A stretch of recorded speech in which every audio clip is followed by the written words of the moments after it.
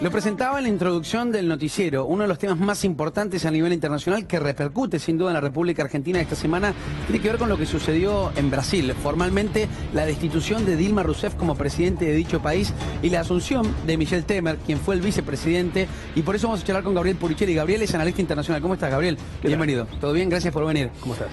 Primero, me gustaría que me lo definas en cortas palabras. ¿Cómo se define? ¿Esto fue un golpe o no fue un golpe a Dilma Rousseff?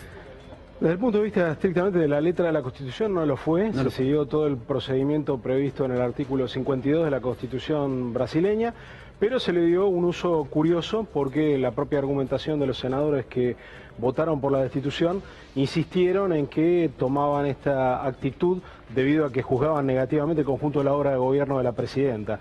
Y la institución del juicio político, ni en la Constitución de los Estados Unidos, que es la que inspiró a la mayoría de las constituciones de la región, ni por supuesto en la de Brasil, está pensado en un esquema presidencialista como un atajo para que una mayoría parlamentaria circunstancial se deshaga del presidente. Esto es lo que en definitiva pasó en Brasil, es similar a lo que pasó, aunque el procedimiento en el caso brasileño fue más prolijo, en 2012 con Fernando Lugo en Paraguay, y lo que estuvo a punto de pasar en el país cuya constitución inspiró estas constituciones, los Estados Unidos, cuando se intentó un juicio político contra Bill Clinton, cuando Clinton no controlaba ni la mayoría de la Cámara de Representantes ni la mayoría del Senado. Ahora, ¿será algo que pase en México pronto también o no?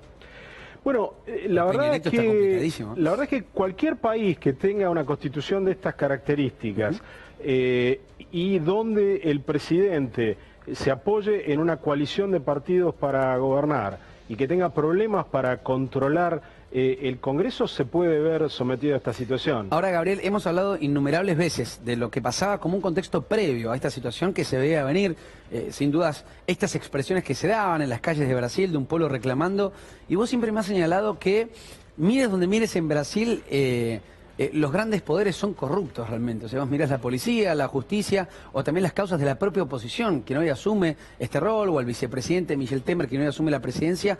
Todos están manchados con una causa importante de corrupción. Digo, ¿qué expectativa hay hacia la sociedad brasilera y de ahí reflejando hacia la sociedad argentina en todos los negocios a futuro que se puedan dar con nuestro país?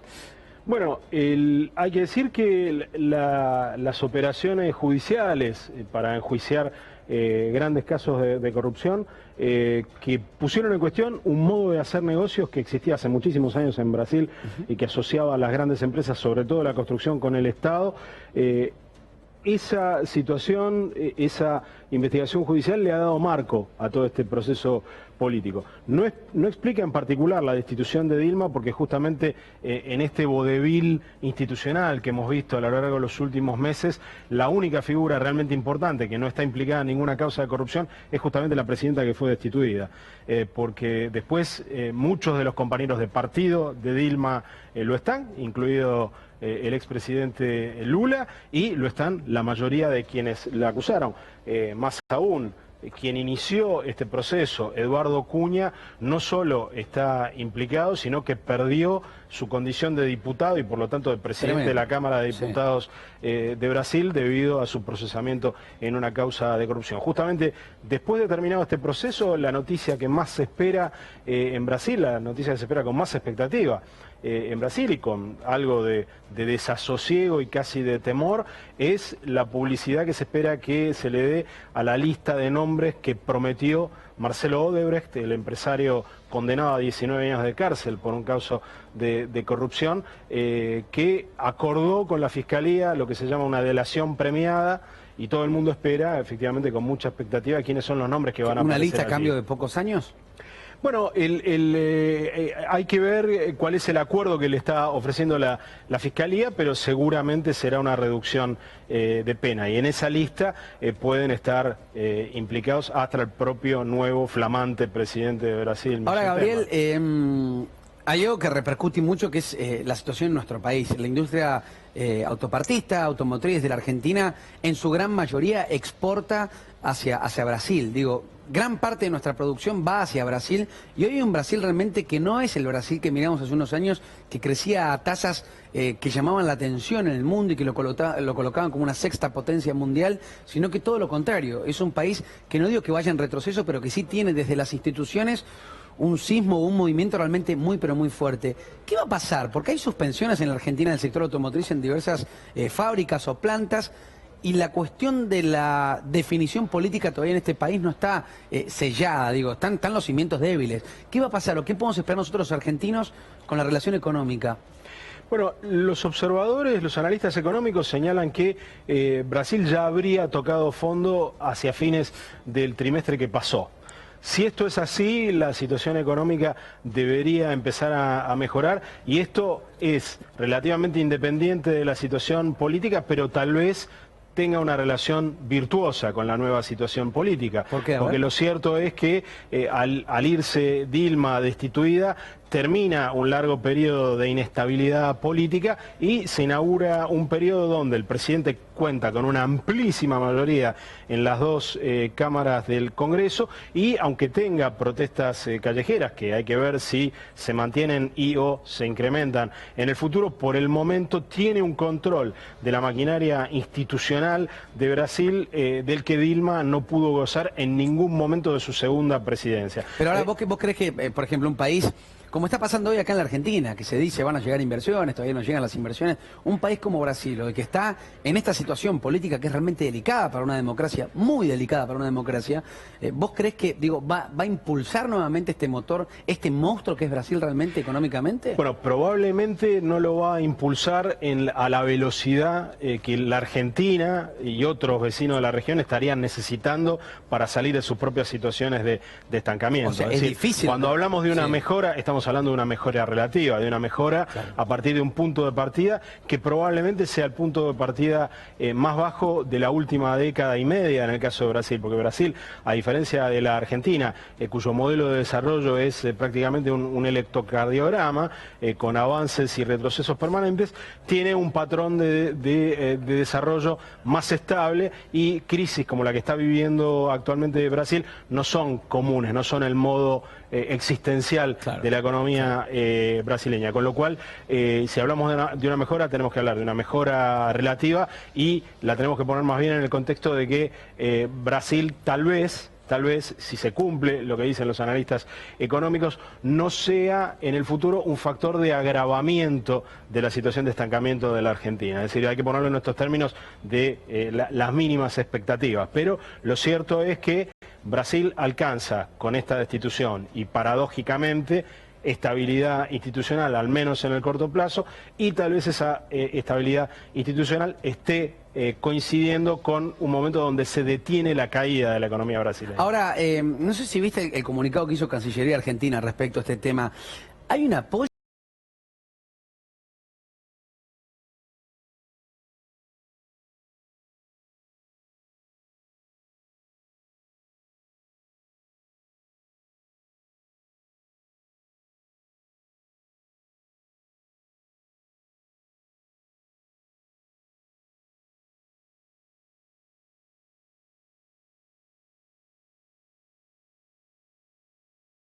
donde se dice, esto, lo se toma nota, se toma nota.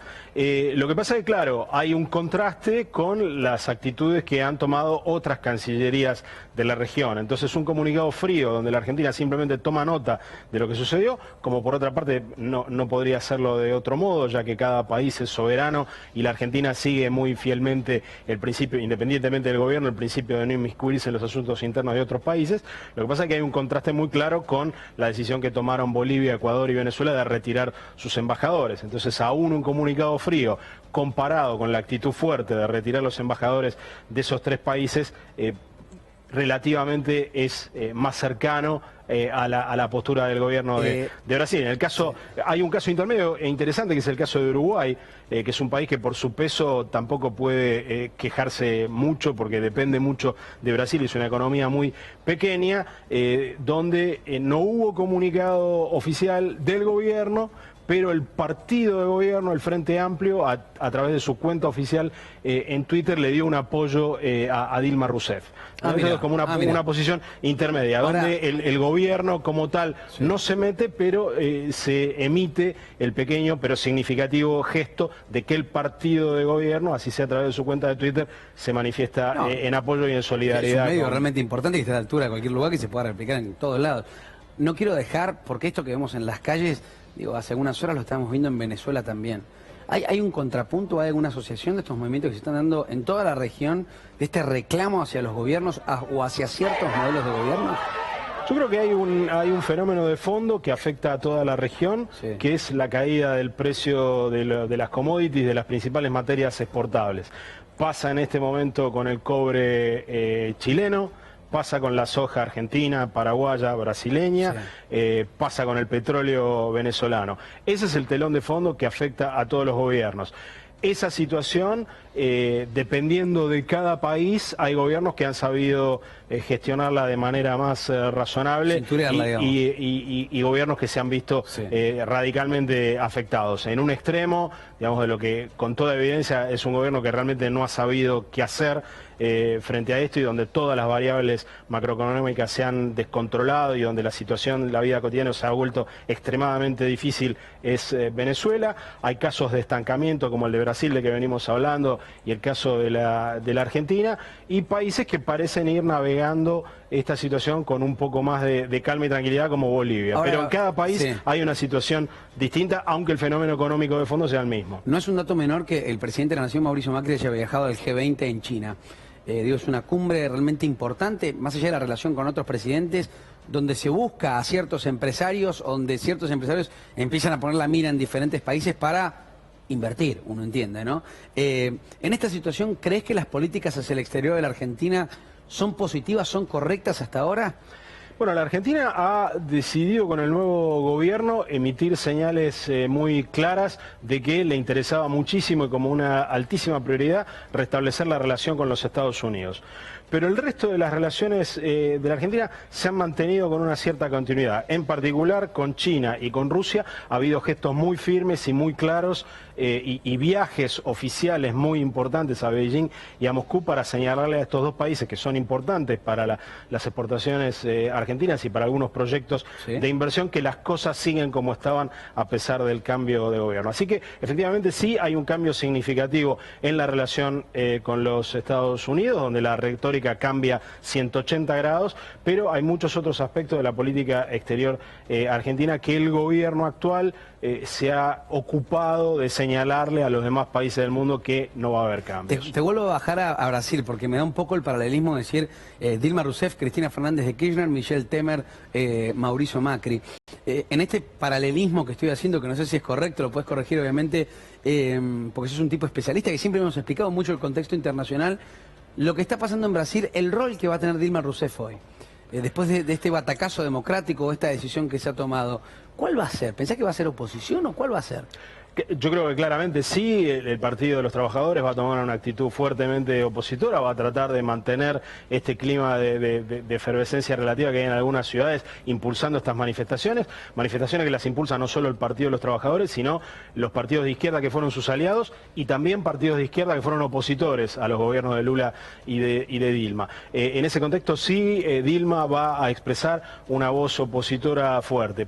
Y va a ser seguramente un símbolo que va a movilizar a estos sectores del Partido de los Trabajadores y de la izquierda, de lo que fue su alianza de gobierno. Sin embargo, no tenemos que olvidarnos que uno de los motivos que lleva, en definitiva, que hace posible, en definitiva, la destitución de Dilma, es que la popularidad de Dilma había caído de manera vertical, apenas anunció un ajuste fiscal muy fuerte al principio de su segundo mandato, y la popularidad de Dilma no se ha recuperado. Es decir, que Dilma hoy es una voz muy significativa para movilizar a sus propios partidarios, pero carece de esta convocatoria más ecuménica que sigue teniendo Lula, que hoy en Brasil moviliza y cuenta con el apoyo y la simpatía de sectores que van más allá del Partido de los Trabajadores. Semiótica marzo, entonces, para Dilma Rousseff, digo, para convencer a las personas que... Bueno, probablemente no sea la persona para convencer a aquellos que no la apoyaban ya, pero sí va a ser una líder muy significativa para mantener la convicción de quienes la han apoyado, ¿no? Me acuerdo que una vez señalaste acá en el aire del noticiero la diferencia de Dilma Rousseff con Lula, donde por un lado se veía el carisma, estoy hablando de Lula, el carisma, la actitud, el movilizar masas, la cuestión emocional, y en la cuestión de Dilma, la persona, la frialdad o el manejo más, si queremos, estructural empresario de lo que es un país, que realmente en la apuesta a Lula da Silva podemos decir que no fue buena. o por lo menos no fue exitosa, por lo menos para lo que está pasando ahora. Bueno, en realidad eso lo podemos juzgar en el corto plazo frente a estos malos resultados. Hay que ver cómo también el tema en la presidencia. Claro. Hay que ver eso y me parece que hay que juzgarlo más bien en términos históricos. Hay algo que hay que decir de el gobierno, cuando Lula decide que la candidata sea Dilma, Lula está al mismo tiempo decidiendo que no sean candidatas mujeres muy importantes del Partido de los Trabajadores que terminaron siendo férreas opositoras a Dilma.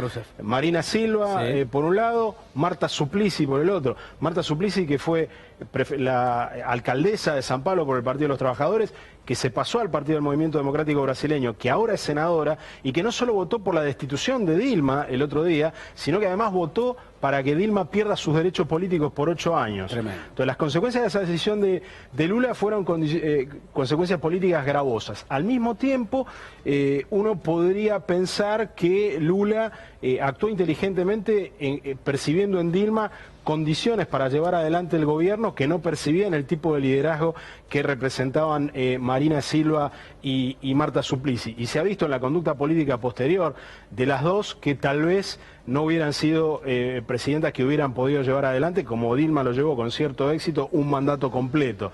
Ahora, la relación de Dilma con sus aliados políticos nunca fue de dedicarle la cantidad de horas y la atención que Lula le dedicó durante sus 8 años en el gobierno a sus aliados, por un lado, y por el otro lado Dilma impulsó con mucha fuerza la agenda anticorrupción al principio de su primer mandato, dándole recursos a la Policía Federal, aprobando normas que le dieron mayor autonomía al Ministerio Público.